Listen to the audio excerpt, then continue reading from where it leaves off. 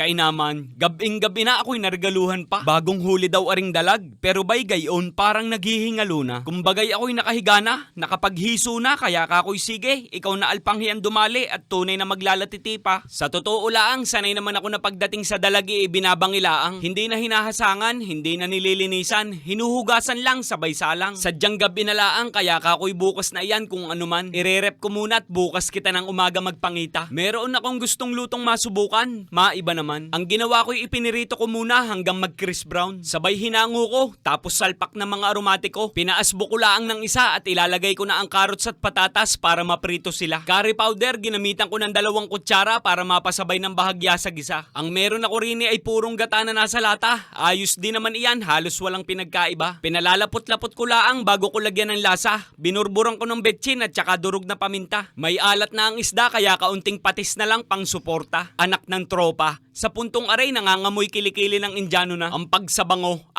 Isinama ko ng isda para masupsup ang lasa. Bagos lalagyan ko pa ng red bell pepper na pula. Ay pagkagarni naman, wala nang dapat pag-usapan, itsura pala ang kaya mo nang husgahan. Ay inang!